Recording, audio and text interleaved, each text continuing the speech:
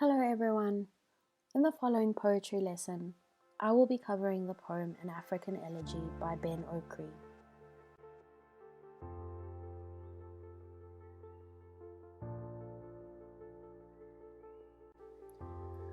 The following is just some background information on Ben Okri. Remember, for your final literature exam, you will not be examined on specific information about a poet's background. However, having an understanding of the poet's background can sometimes help us place a poem in context. Ben Okri was born in Nigeria in 1959. He studied both in Nigeria and in the United Kingdom. He is known for being a poet, poetry editor, and a novelist.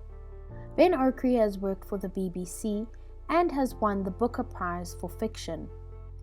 Ben Okri's work looks at the relationship between traditional African mysticism and modern Western culture. Mysticism refers to religious practices that may include ideologies, ethics, myths, legends, and sometimes magic. Let us read through the poem. While we read through the poem, I would like you to try and see if you understand anything, or if anything resonates with you. The poem reads as follows. We are the miracles that God made to taste the bitter fruit of time. We are precious. And one day our suffering will turn into the wonders of the earth. There are things that burn me now which turn golden when I am happy. Do you see the mystery of our pain? That we bear poverty and are able to sing and dream sweet things, and that we never curse the air when it is warm, or the fruit when it tastes so good, or the lights that bounce gently on the waters. We bless things even in our pain. We bless them in silence. That is why our music is so sweet. It makes the air remember. There are secret miracles at work that only time will bring forth. I too have heard the dead singing, and they tell me that this life is good. They tell me to live it gently with fire, and always with hope. There is wonder here, and there is surprise in everything the unseen moves. The ocean is full of songs. The sky is not an enemy. Destiny is our friend.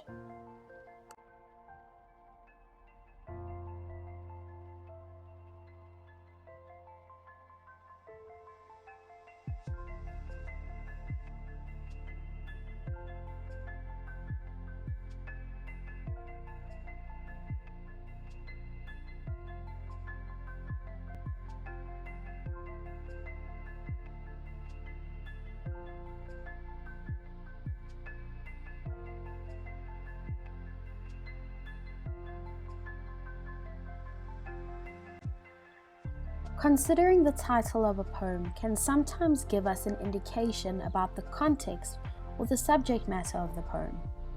In this case, the title of this poem is An African Elegy. The definition of an elegy is usually a mournful poem written to commemorate someone who has passed away. An elegy could also refer to a serious or thoughtful poem.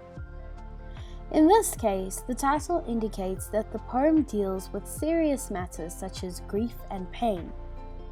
However, we could interpret this poem as not being a traditional elegy, because although the poem mentions the suffering of African people, it also mentions their ability to enjoy life despite their troubles. It can also be suggested that Africans have a unique way of dealing with pain or grief, because this is not just any elegy, but an African elegy. Let's take a closer look at this poem and break it down into a line-by-line analysis. The first 3 lines of this poem read, We are the miracles that God made to taste the bitter fruit of time. We are precious. Notice in the first line that the speaker begins with the personal pronoun we. We can interpret this as the speaker immediately drawing the reader into this introductory statement. We as the readers are part of the miracle created by God. The second line, to taste the bitter fruit of time. Here, the bitter fruit of time may refer to our life experiences that have not always been pleasant. We can say that this is a contradiction because fruit has connotations of sweetness. Notice that the word time has been capitalized. Time has been personified, and the suggestion is that time has the power to expose us to both happy and difficult experiences in life. The short line, "We are precious," reminds us of our spirituality, a reference back to the miracles mentioned in line 1. The next lines read, "And one day our suffering will turn into the wonders of the earth." These lines imply that suffering and hardships have the ability to turn into wonders, in other words, into good things. This is something to think about, because it is only through suffering that we can appreciate the miracles of nature and the good things in our lives. This metaphor here introduces the idea that the African experience of life is something unique and astonishing. There are things that burn me now. Let's have a look at the word burn. Things that burn you in the figurative sense could be things that cause you pain and sorrow. The word now refers to the present time in the speaker's life. There are things that burn me now which turn golden when I am happy. Let's look at the word golden.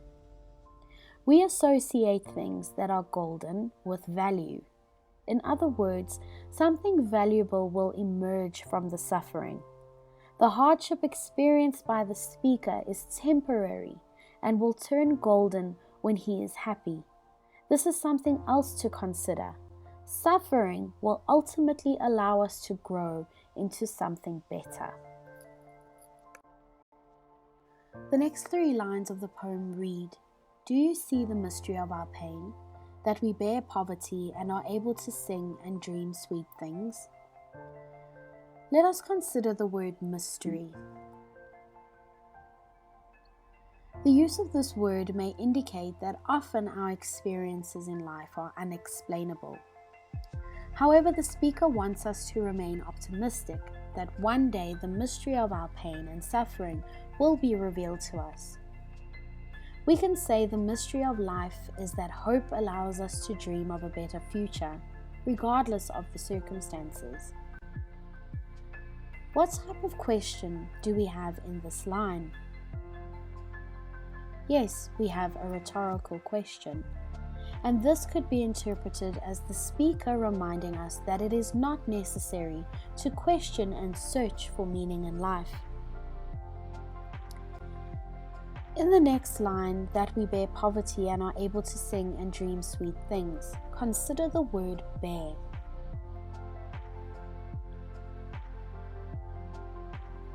To bear something means to carry something like a burden.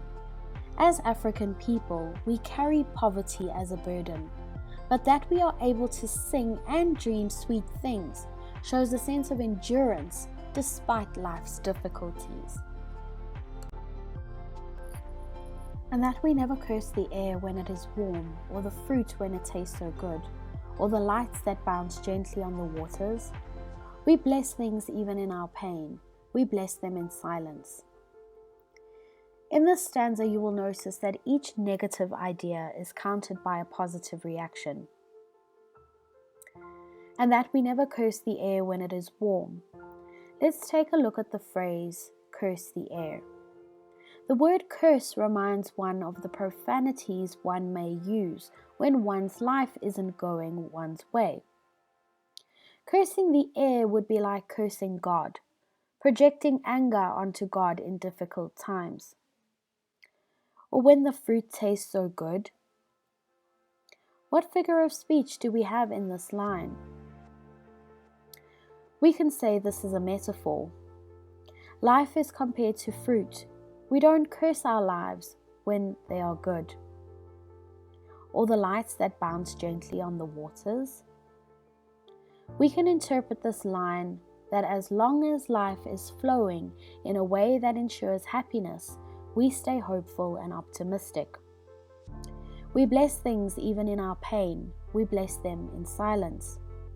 The mystery is that we never curse the warm air, the good fruit and the beautiful light. African people count their blessings amidst hardships and troubling times. That is why our music is so sweet. It makes the air remember. There are secret miracles at work that only time will bring forth. I too have heard the dead singing. That is why our music is so sweet. This could suggest that there are other elements that also bring joy, or because Africans embrace hardships and count their blessings, their lives are so much sweeter. It makes the air remember. What figure of speech do we have in this line? We have personification, as the air is personified as being able to remember. This links back to the line, "We never curse the air," representing the supernatural. There are secret miracles at work. This could imply the cosmic or spiritual dimensions in life. We associate miracles with the spiritual world that the speaker introduced in line 1 with the reference to God. There are secret miracles at work that only time will bring forth. Alluding to time as a mythical figure suggests that time will determine the miracles that happen. Time has the power to heal suffering and to turn things golden. In other words, provide us with blessings. The speaker states, "I too have heard the dead singing." He continues this idea into the next stanza with advice given to him by the dead or the ancestors. "And they tell me that this life is good.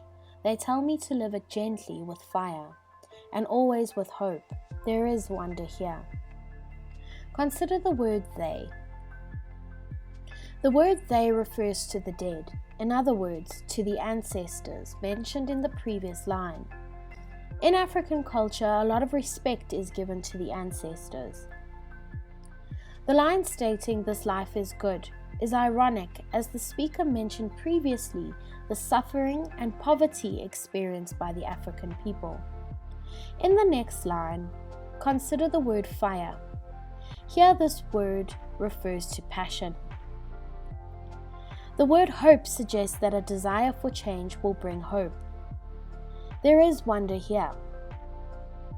The word "wonder" alludes to the miracles mentioned in the previous stanza.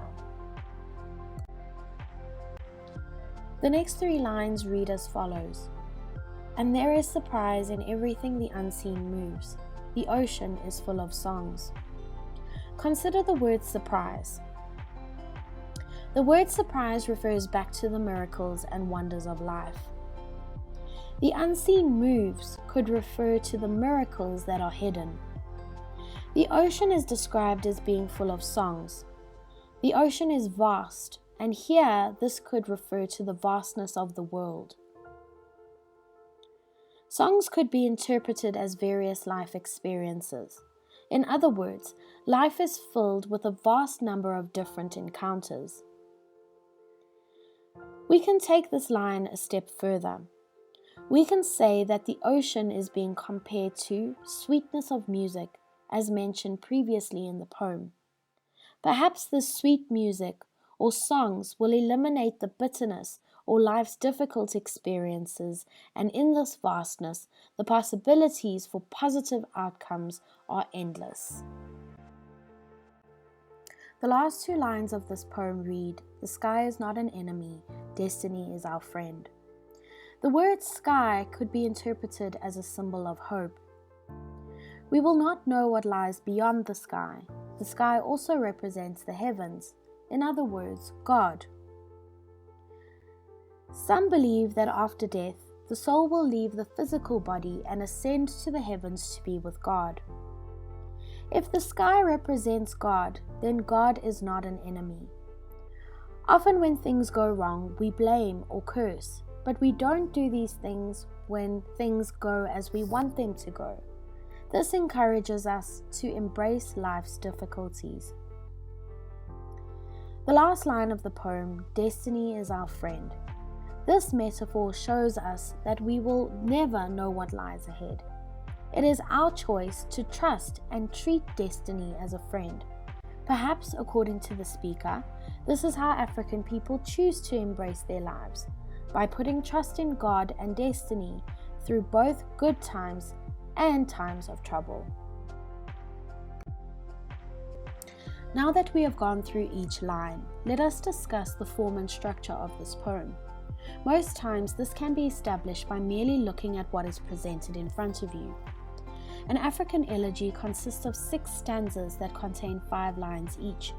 It is written in free verse, which simply means there is no particular rhythm or rhyme scheme. There are many examples of enjambment. Remember that enjambment means run on lines. In other words, there are no punctuation marks at the end of certain lines. This creates flow because there are no pauses when the poem is read from one line to the next. The enjambment in this poem is contrasted with some of the shorter sentences that stop at the end of the line. For example, if you go back to lines 1 and 2, you will notice that they are enjambed, but line 3 is short. Lines 1 and 2 read, "We are the miracles that God made to taste the bitter fruit of time." Line 3 is short and simply reads, "We are precious." The combination of enjambed lines and short lines creates changes of pace in the poem. If we have to consider theme in An African Elegy, we can say that joy and celebration are definite themes in this poem. It is the African people's ability to find joy and wonder in life despite difficult circumstances, and the ability to celebrate life's possibilities and mysteries.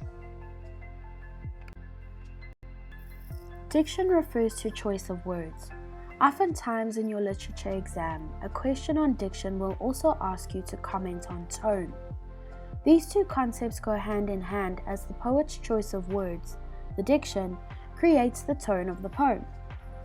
Remember that tone refers to the poet's feelings and attitude about something.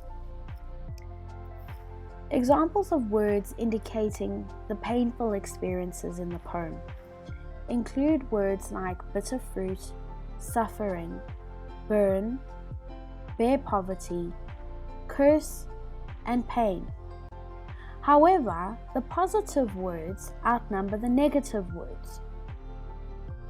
These positive words include miracles, precious, the wonders of the earth, turn golden, and the phrase sing and dream sweet things. This is a continuation of the positive words that outnumber the negative words in terms of the diction of An African Elegy. Bless, the air when it is warm, the fruit when it tastes so good, the bouncing light, sweet music, secret miracles at work, singing, this life is good, live it gently, fire and hope, wonder, surprise, full of songs, and destiny is our friend. Remember that tone refers to the feelings or attitude conveyed by the poet. Tone can be established through the poet's diction, in other words, the poet's choice of words. Despite the fact that the poem is called an elegy and deals with the suffering of the African people, the tone of the poem is optimistic, positive, and full of wonder. Thank you for watching this presentation. I hope you found this beneficial. Be sure to subscribe to my channel and look out for more videos on other poems, set works, and language concepts for Grade 12 English Home Language.